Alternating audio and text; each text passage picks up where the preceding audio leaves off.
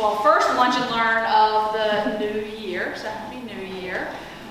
Today we have Miss Lori McCard, who is also an alumna of St. Mary's. She graduated in the class of 2014, and she is our Director of Student Life. She lives on campus, and I will say I have had the privilege of knowing her since she was in the 9th grade, so it is great to now have her as a colleague. And when I was newer in the 9th grade, I worked in student life, so did a lot of what she does now. So it's really a treat to see her in that role and are interacting with our girls in that way. So she's going to give you insight into student life and sort of some of what goes on here outside of the classroom, and there'll be some time to ask questions at the end. So thanks again, and Lori, take it away. Thanks so much. Okay, hello everyone. Welcome, thank you for being here. Can everyone hear me all right in the back? Awesome. So like Katie said, my name is Lori McCard. I'm a graduate of the class of 2014. And before we dig into student life, I want to share with you all a little bit about my St. Mary's story and the different ways I've been involved with the school. And since you are all prospective families, I don't share this with everyone, but I'll share with you my admission story, which is I was living in Atlanta, oldest of 3 girls, and I was in a school that ended in the 8th grade. And I had grown up going to summer camp, and I really loved camp. I knew I could be away from home for at least 4 weeks, and so, like most 8th graders do, I went on the Association of Boarding Schools website and looked for an all-girls Episcopal boarding school in the Southeast. And that's how I found St. Mary's. I mean, my family didn't have any connection to the school. It was the first time we heard of it.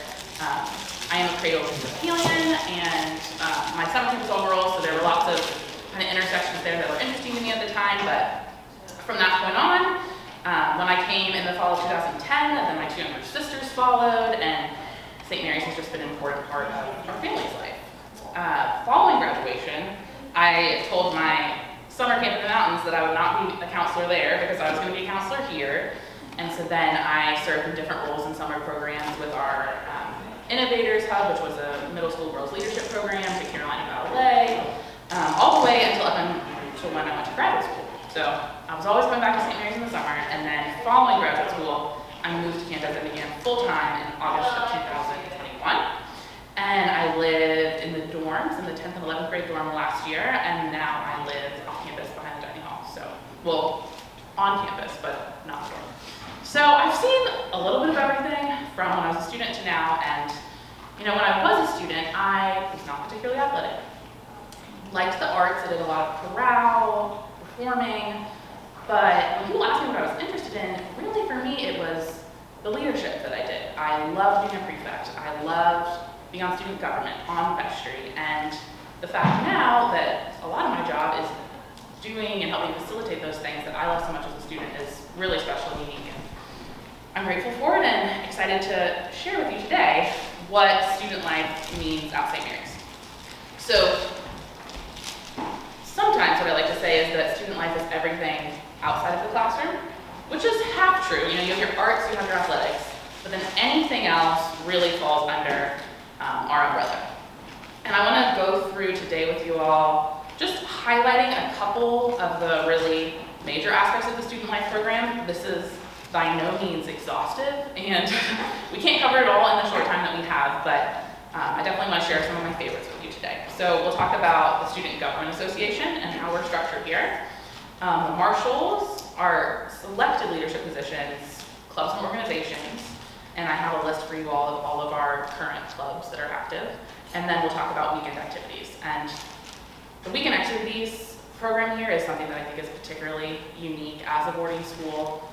All of our weekend activities are open to every student, regardless if you're a boarding or day student. And so the fact that campus is really alive 7 days a week is something that, in my role, I encourage everyone to take advantage of, because if you're bored, then you're just not looking hard enough. So we'll start with the Executive SGA.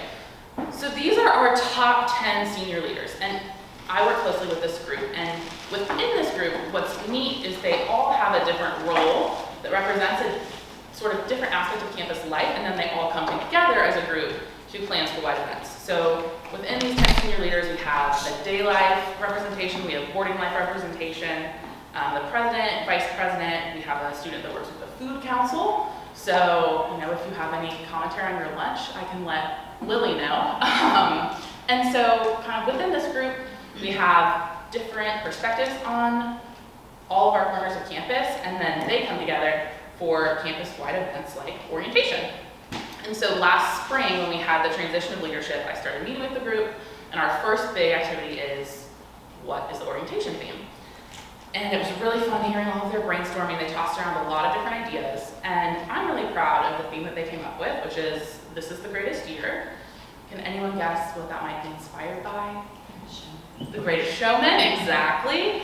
And it was really, for me, as their advisor, inspiring to hear them talk about, we've had COVID, we've been through some years where we've had to adjust, and we just want everyone to know that this will be the greatest year. We're able to get back some of those things we're missing, and there's all this great music with The Greatest Showman, so maybe we can do something with that. And so to hear them say that this is the tone that they want to set and that this is what they want to share with the rest of the students, I think was just perfect coming back. And there's so much that we have done and are going to continue to plan to do later into the spring with this kind of circus carnival theme to tie everything together.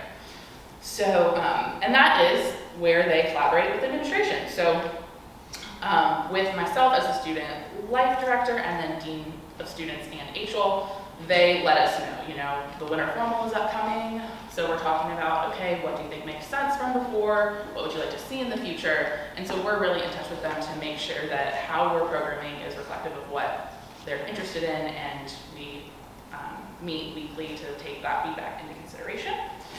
And so the winter formal, and I'll talk more about that in a little bit, but that's an example of our traditional yearly event. We always have this winter formal in January, but then another thing that this particular group has done is really be interested in planning new events or bringing back events that used to be. So in February, we're going to have a grade level dance-off, which is really exciting. And so the executive SGA is then going to partner with the grade level SGAs to have each grade plan a dance. We'll have Saturday night. Maybe there'll be a surprise faculty staff dance. And that's going to be benefiting Dance Marathon, which a lot of colleges and universities work with. And so the Dance Marathon interest is something that we've always had on campus, and we've been able to pair with this dance-off to really make sure it's well supported and have a lot of people involved. So that being said, I wanted to share with you all, when we had orientation, we talked about our opening assembly for the year and how they can make it exciting, and this group of SGA said, we want to make a video. And I said, go for it. You have full creative control. Show me when it's done. I want to see it before everyone else sees it, just to make sure that it's appropriate. But now I'm going to show you the video that they made for this greatest year theme that they showed at our first assembly. And this was all that this is. And they planned this in the midst of busy orientation days. I had them from 8 a.m. to 8 p.m. I had their days fully scheduled, and then they still came up with this as well. And I love it, and hope you enjoy.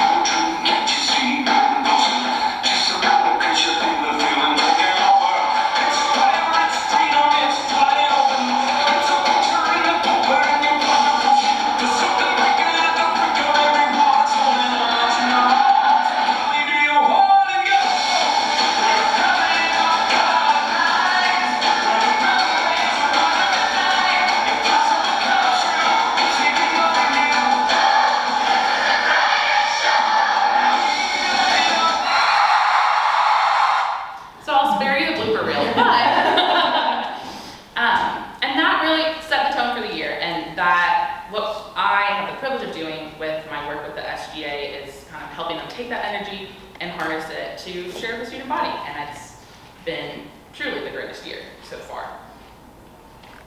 And so then, if that executive SGA is at the top, kind of going down the next level, we have our grade level SGA, and so 9th, 10th, 11th, and 12th grade.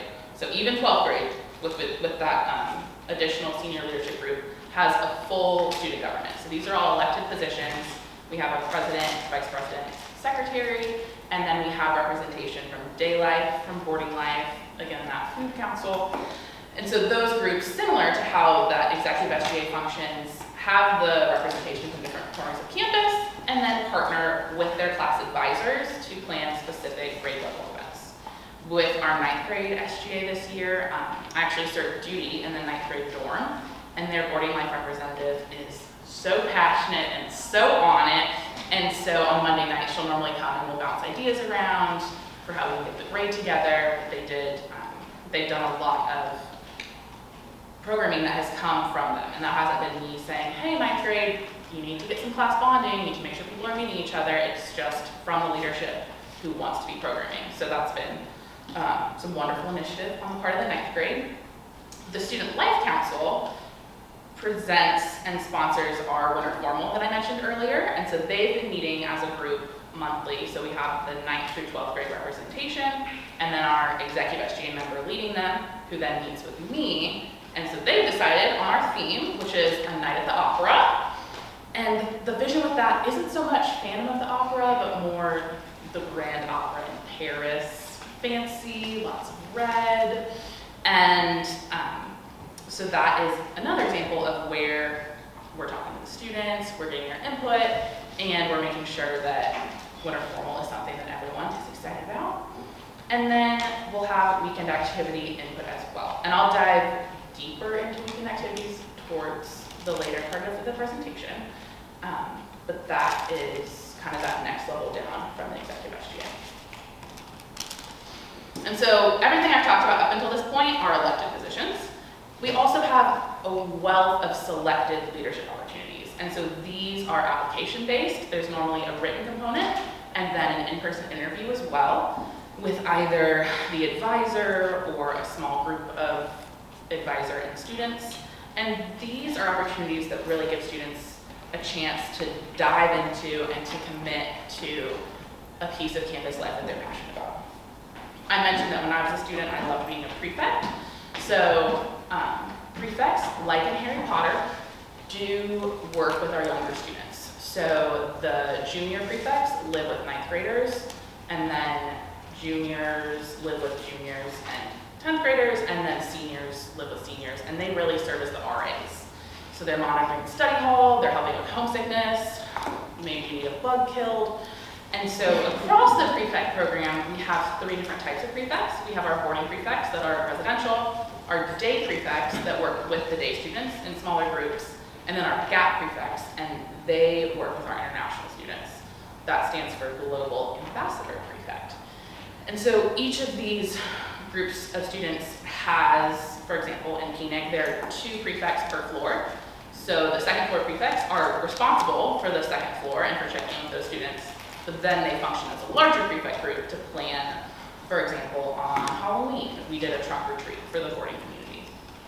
And so that is a process that begins each spring. So if you're a 9th grader, for example, you wouldn't have orientation and then become a prefect. You're gonna have to wait, get settled into campus, learn a little bit more, and then we do a centralized application and selection process each spring semester. The vestry, if anyone is familiar with that church of governance term, we have our own vestry here at St. Mary's that is made up of students, and they support the chaplain. So here we have a picture from chapel this past week, and vestry members will serve as the acolytes or the readers. They'll help make sure the chapel's ready, and then they will also work with the chaplain on offering campus-wide programming during either the lunch hour or maybe in the morning for people that would like to dive into their faith in a different way outside of our And then another example is our athletic council, and so those are going to be our students that voice the student athlete concerns, that collaborate with the Department of Athletics, and make sure that athletics and our games and our matches are promoted within the community. So again, this is not exhaustive, but those are a couple of examples to give you an idea of what the selected leadership opportunities look like. Yeah, absolutely. So can incoming freshmen take part in all of that, or is that not until sophomore year? It would be at least sophomore year. Our prefects, for example, those start junior year, but vestry and athletic council are open to 10th graders. Okay. So they would have their first semester here in the fall, Yeah. and then be able to apply starting that spring of their 10th grade year. Great. Okay, clubs and organizations. Open to all students across grade levels. We have a club fair every fall. These are some pictures from the club fair. The chess club was new this year. There's a lot of enthusiasm around that, and so I went and made sure we had a chess board in every dorm now. And if there's a new idea that a student has for a club, they're welcome to propose it. I had a student drop by the other day and let me know she'd like to have an organization for Asian American students to collaborate. I was like, great, write it up, send it to me, we'll get an advisor, and then we'll go through the process. So my goal is that it's very accessible for when students do have an idea that they'd like to bring forward. And I'll go ahead and share with you, this is our list of clubs from this year. So feel free, it is front and back. Just for a little context. Some of them are self-explanatory. If there's anything that jumps out at you or you'd like me to share more about, I'm happy to do that. You're welcome. And then the other comment about clubs is that the way the St. Mary's academic schedule is structured, we have club meeting time built into our academic day. So today is Thursday, which means from 11:15 to 11:45, we have what we call community time. And today's community time is designated for club meetings. And so in September, the club officers were given a list of all of the community times that are club meetings throughout the year so that they can plan for those.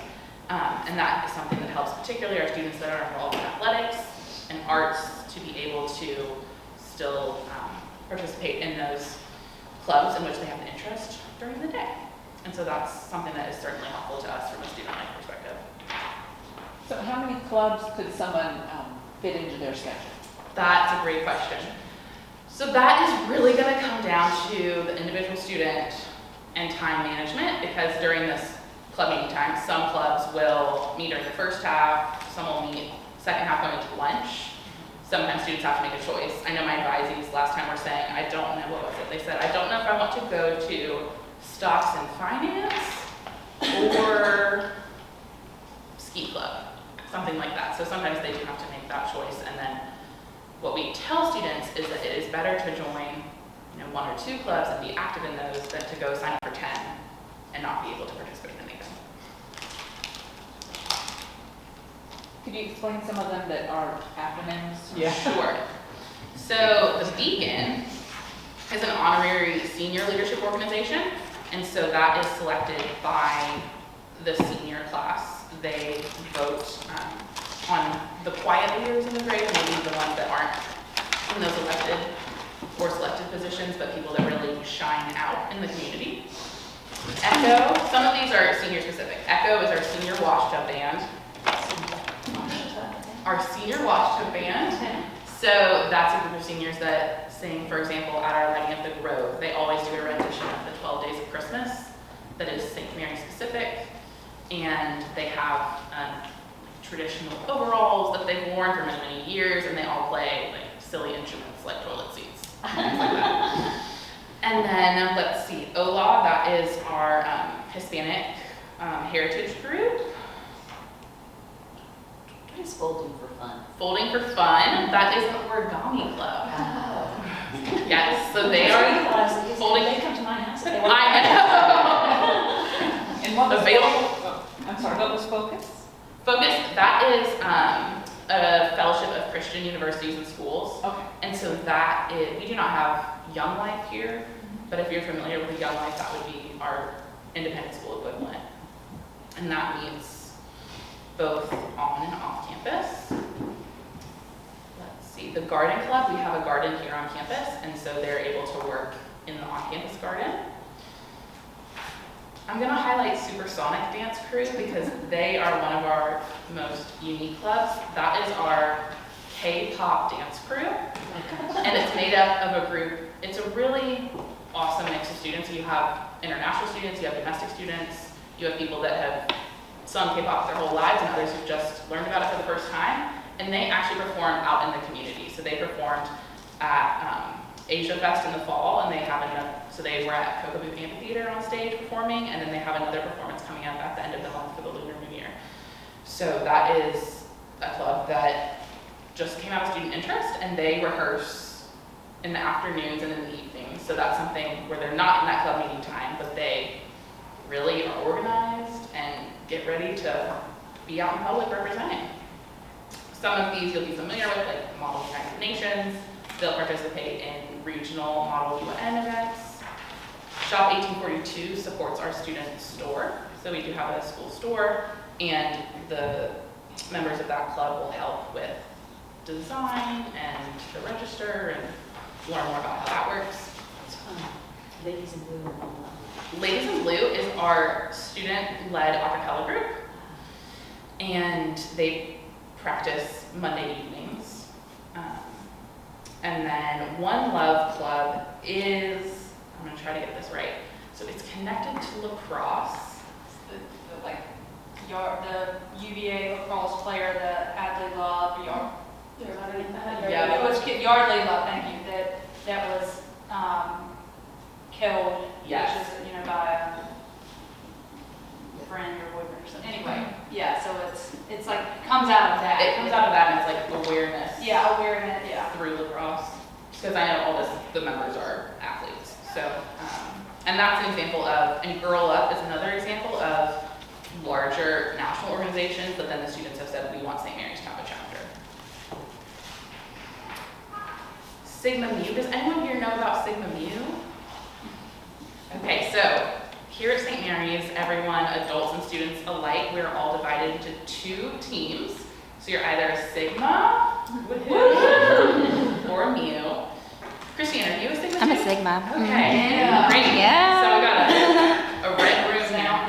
Yes. And that's the type of thing where my 2 younger sisters, they were both Sigmas, so it carries on through the family. And in August, we have a Sigma Mu field day where everyone is officially sorted. And then we do different competitions, and then those competitions continue throughout the year. We collect points throughout the year, and then in the spring, either Sigma or Mu wins the whole school year. So that's another way that we're able to kind of infuse things that might be more everyday, like bring some canned goods. If you attach that to Sigma Mu points, then stakes are a little higher. And then, let's see, the Bells is our newspaper. It used to be printed, but now it's electronic.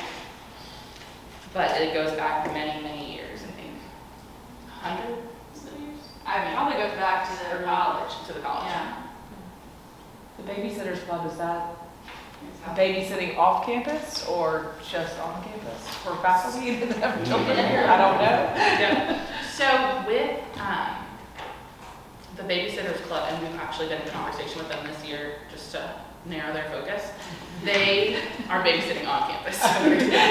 We have we have faculty members with children, and the Babysitters Club is very popular with those families. But I will say that people off camping, Looks like they often hear from alumni or, Right.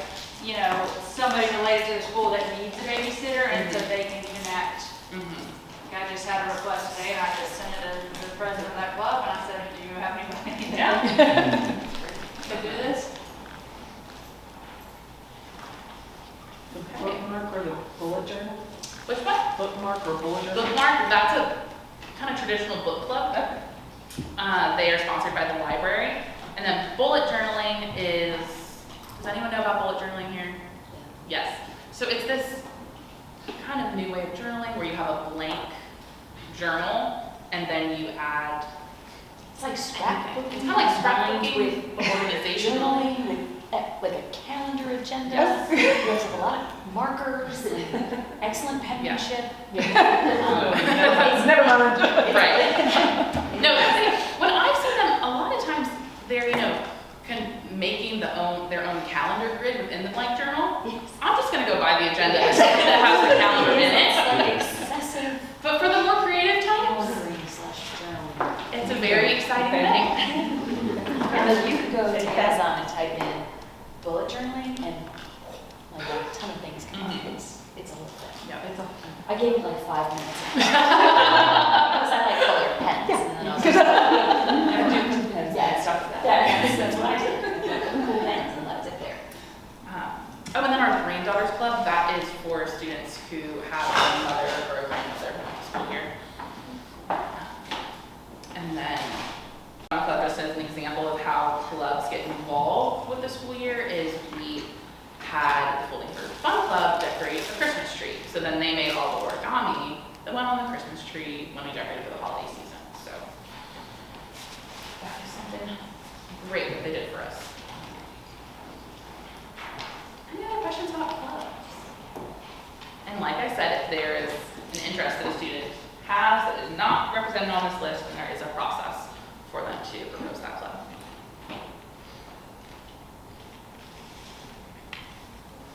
Let's see, it's been so long since there we go. Okay, so now I'm going to talk a little bit about weekend activities.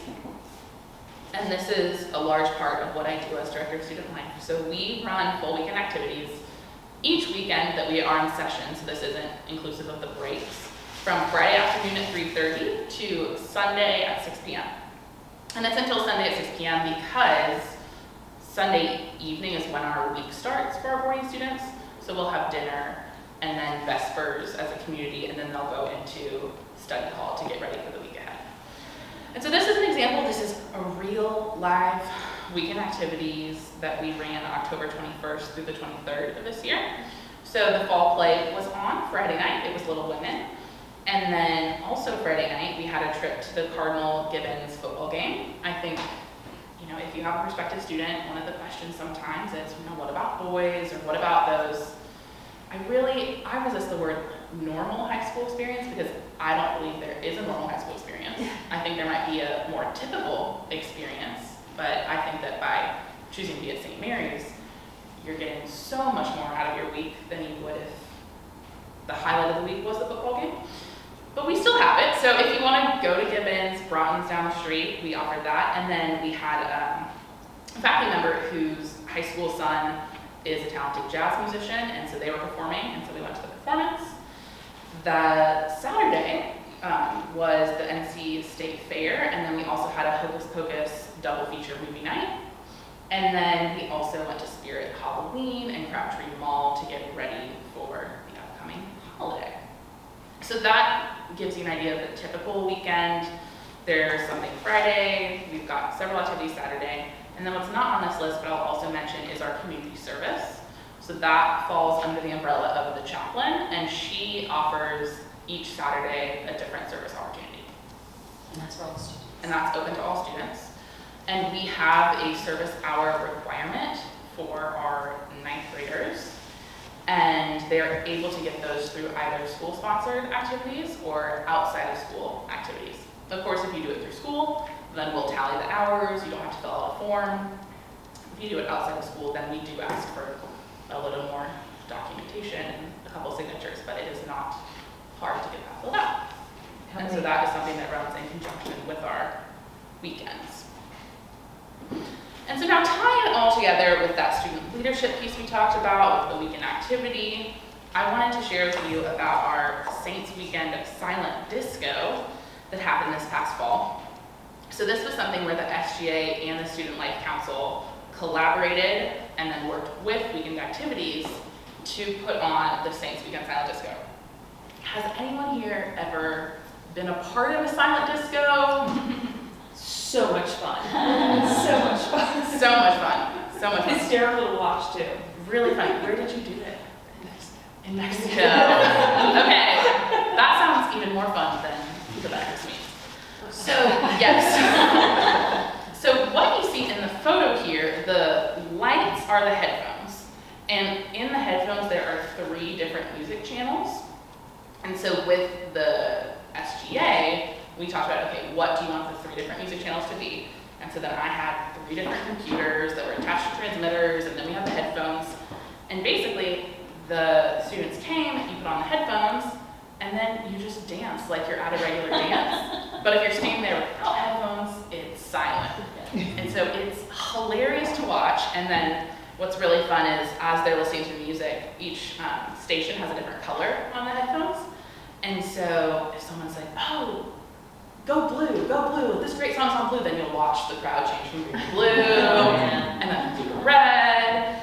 And so as we're, again, kind of coming back into that more normal way of living, this was a Friday night activity where we actually closed our ATPs during it. ATPs are about town permissions, and that's when our boarding students can go to dinner or to Target. But what we said with student government was, okay, 9th, 10th, 11th, and 12th grade SGA, you're a part of it, you're sponsoring it, so you're required to be there before to set up, during, and then after to clean up. And then when you have those students that are leaders there participating, then everyone else comes because suddenly the Saints Weekend Silent Disco is the place to be. And this was just such a success, and last week in our SGA meeting they were saying, can we do Silent Disco again? I said, well, let's think about something that's like Silent Disco. Don't want people to get tired of it, but I said that same idea, that same energy, like what do you think is fun in the same way that is? Or also think about, to ask them to think about as leaders, what is it that made that fun?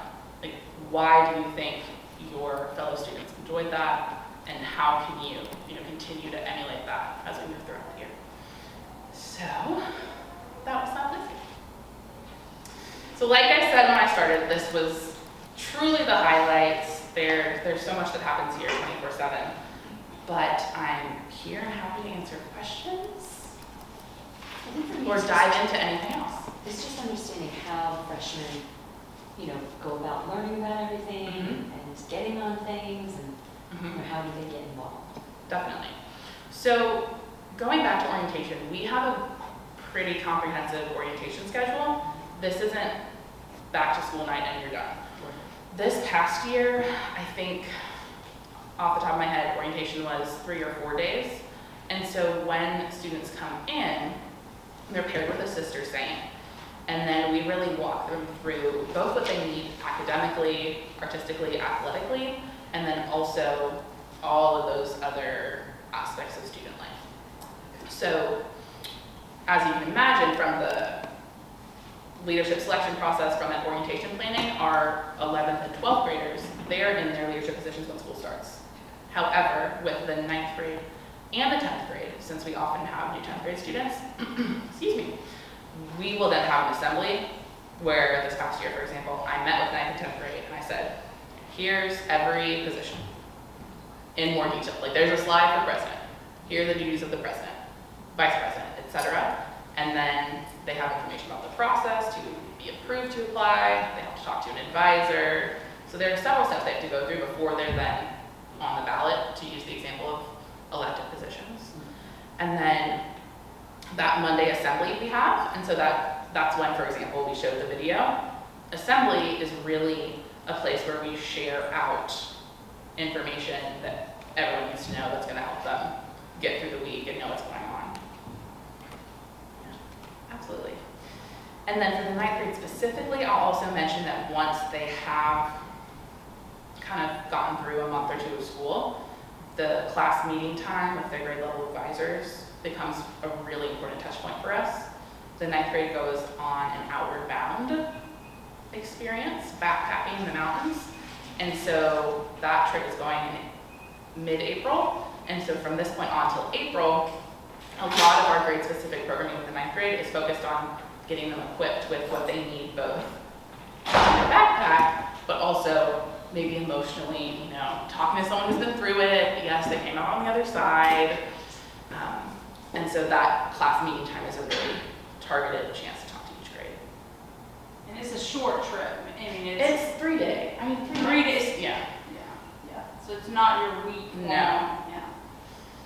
No, they'll talk. If you go on Outward Bound's website, you you can go for 3 months to the Andes, and this is 3 nights outside of Pisgah National Forest, so they can do it.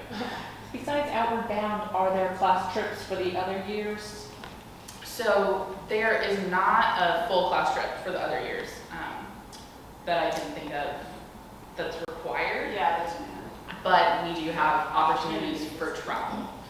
So this summer, and this spring, we have French exchange students that we're hosting, and then the host will go to visit them in France in June, and we also have a trip going to Iceland. We have like the chorales taking a trip. So the dance, Orpheus is going to New York City, so that's our dance theater. So they're gonna go to New York and do a very dance specific. And chorales is on every other year?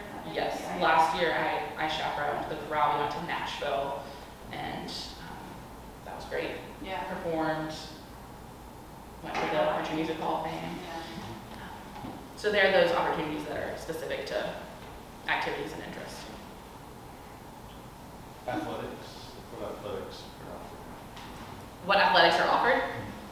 Okay, so we have 3 seasons of sports, and for our 9th grade in particular, we require you to be doing something in the afternoon, which really just helps in establishing that routine. And so the choices for fall sports are field hockey, which is really popular. Most of the students that go try out have never picked up a field hockey stick. And so we have a super strong JV that feeds into varsity program. We have tennis, golf, cross country, And and I think volleyball. That's one I always forget for the fall. So we have a lot happening in the fall, and for students that, if you're not doing a sport, if you don't have an arts commitment, we have an option called Triangle Fitness, which offers classes such as Sweat and Reset, where they do a variety of like Zumba, cycling, yoga, things like that. And then in the winter, we have varsity swimming, and then JV and varsity basketball. And this year we also have the addition of cheerleading, which has been very exciting to see some students that had previous cheer experience be able to continue that, and they've been into the basketball games and really adding the energy. And then in the spring we have lacrosse, soccer, track and field, softball. Did I get everything? Or you said track. Track. And so in each of those seasons, Soccer, lacrosse, yeah. I'll mention that there is a no-cut sport in each season. So the fall is cross country, the winter is swimming, and then the spring is track and field. So if you'd like to participate, there's always an opportunity for you to do so, and the way they structure the tryouts. If you'd like to try out for, say, field hockey, because that's your #1 choice, if you do not make a field hockey team, you still have an opportunity to join cross country. So you're not foregoing the no-cut sport by choosing something that's a little more competitive. Great question.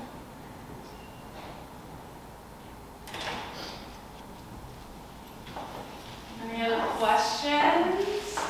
Okay, well, thank you, Flory. Absolutely. Some good information to see, and I love seeing that video, the orientation video. I mean, we show it almost, I think if you came to either of our visitation days, we showed it, and we'll show it in other ways, because it's so great. And often there is a start of school video that the SU chooses to do or something, but this one in particular was pretty stellar. And it was And fun. just so fun. It was fun because if you play through the blooper reel, then Caroline and Sienna, so our president and then the student life chair, they do a little scene outside of the doors where they're like, okay, it's time to go to assembly. And so then they go through the doors in the video, and then they ran down the aisles in Pittman. It was cool. Yeah. It was cool. That was good. That was good. Well, thank you Well, very thank you much. all. And thank you guys for being here. As you'll see, we have 2 more this spring. So our next one is about learning support. So Dr. Ty Hinkins, who's the director of learning support, will be here, and we'll talk more about what learning support looks like here, how we work with students who have accommodations or have educational testing, and just what is available. And then college counseling, of course, in the end. So we had to get through some of those busy college counseling seasons before we could tell him it's his turn, but that was a very important point to emphasize. So thank you guys for being here. If you have any questions, about the admission process, I'll stick around for a few minutes. I'm happy to answer those. But you see, our priority deadline is January 30th, so hopefully, I think most of you have completed the application, so we're just in that process of collecting that supplemental information, and then obviously after the January 30th date, we continue to accept applications just on a rolling basis. So, thank you guys so much. Thank you, and I'll stick around